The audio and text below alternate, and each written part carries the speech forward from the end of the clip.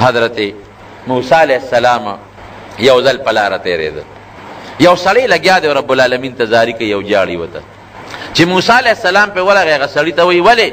وایي د خدای د قهر نه یېرېږم ځکه جاړم. ته څوک یې؟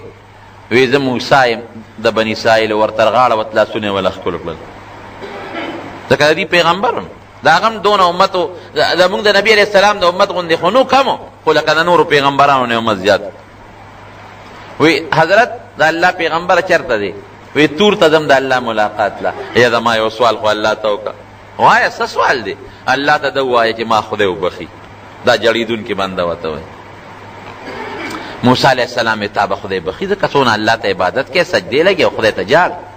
چې حضرت موسی علیه السلام څنګه تور ته لاړ او هغه الله سره خپل مناجات او ملاقات وکړه، د دې سړي درخواست یې ور مخکې کړه. الله په لاره روان او زما یو امتي دی